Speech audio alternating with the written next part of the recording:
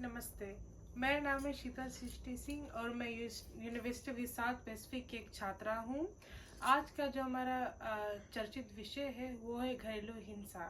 और आज के हमारे जो साक्षार्थी यानी कि इंटरव्यूई है वो है श्रीमान पंडित महेंद्र महाराज जी, जो कि एक रिटायर्ड टैक्सी ऑपरेटर है, एक किसान भी रह चुके हैं और अभी एक पंडित जी भी है। पंडित जी नमस्ते, कैसे हैं आप?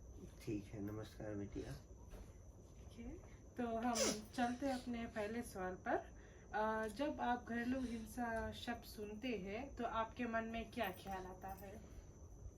हिंसा अक्षर जब हमारे कानों में आवाज गूंज जाता है तो मन जुड़ यही बस सोचता है कि कितना खतरनाक कर्म हो सकता है। हिंसा के द्वारा इंसान कुछ भी कर सकता है, अंत भी कर सकता है और उसका विपरीत असर क्या हो सकता है। और वैसे तो हिंसा और अहिंसा दो बात हमेशा हमें जानना जरूरी है। अहिंसा जो है वो धार्मिक कर्म है और हिंसा तो पाप कर्म है। उससे इंसान सब टाइम दुखी ही होगा। और हिंसा से कभी कभी इतना खतरनाक होता है कि किसी एक दूसरे का मौत भी हो जाता है परिवार में। उतना डरावना है हिंसा। ठीक है, तो आपके विचार में घरेलू हिंसा होने के मुख्य कारण क्या हो सकते हैं?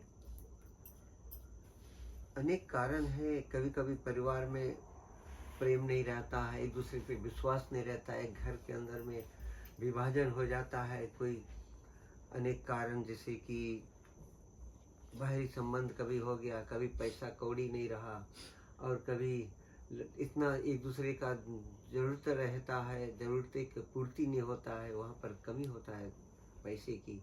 तो माता पिता यानी परिवार में एक दूसरे के बीच में झगड़ा हो जाते हैं, फिर बच्चों तक ये पहुँचता है और ऐसे होता है कि उसी के कारण से बढ़ता जाता है घर का झगड़ा। बिल्कुल सही कहा आपने और मैं भी इससे सहमत हूँ।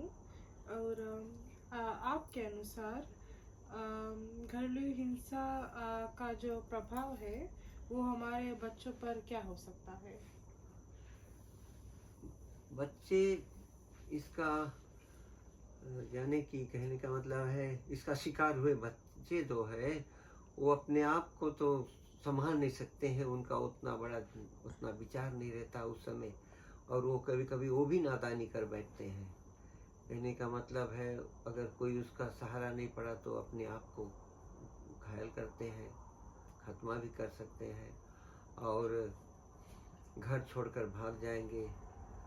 ऐसे अनेक कारण उठ सकता है जब ऐसा असर घर में होता है। परिवार का जब झगड़ा चल जाता है तो बच्चे बहुत दुखी होते हैं। जैसे कि मैंने पहले कहा था कि घरेलू हिंसा का समाज परिवार सब पर असर पड़ता है ना, बच्चों पर। तो समाज पर क्या असर पड़ सकता है?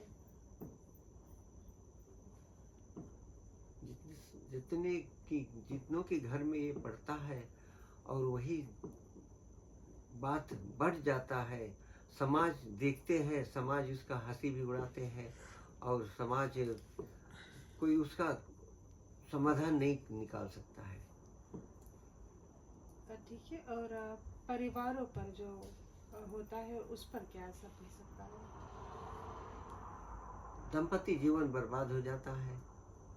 माता पिता के झगड़ा जब रहता है तो बच्चे उसमें शिकार होते हैं और फिर टूटा हुआ परिवार रहता है और क्या है कि उनका तो मान सम्मान भी नहीं रह जाता है। ठीक है, और क्या हमारे समाज में लोग घरेलू हिंसा के बारे में बात करते हैं, उस पर चर्चा करते हैं?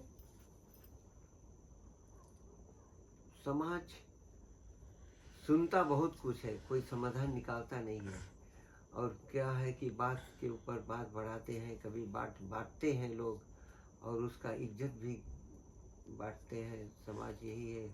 समाज के पास कोई बहुत उपाय नहीं रहता है समझाने को। और अगर हमारे समाज में कोई ऐसे सोसाइटी है यानी कोई ऐसे बना हो, एक कोई यानी कहने की कार्य संस्था बना हो जो कि शायद ऐसे समस्या को लेकर और उसका निवारण निकाले, ताकि बिगड़ता घर बन जाए और ये ऐसा समस्या कम रहे। सही बात है पंडित जी, इससे तो मैं भी सहमत हूँ। और क्या आपको लगता है कि जो घरेलू हिंसा है वो केवल महिला और बच्चों पर होता है, या फिर मर्द भी इसका शिकार हो सकते हैं? इसका शिकार पुरुष वर्ग भी कभी काल होते हैं। उसका अनेक कारण हो सकता है। अगर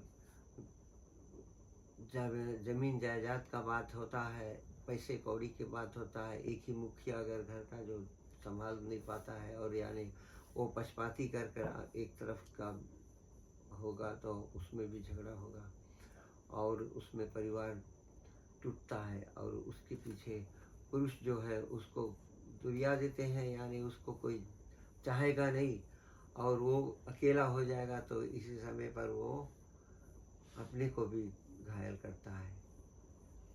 अच्छी बात। हमारे समाज में पुरुष पीड़ितों के साथ कैसा व्यवहार किया जाता है?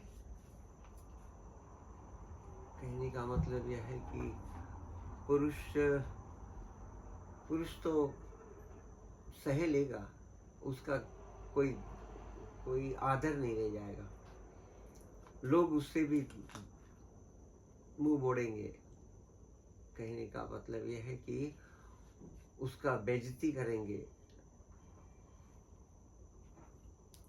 और वो जब अकेला होगा तो शायद नशाबाजी करने लगेगा, अपने आप को और बर्बाद कर बैठेगा। ठीक है। समाज या समुदाय इस समस्या से निपटने के लिए क्या कर सकते हैं?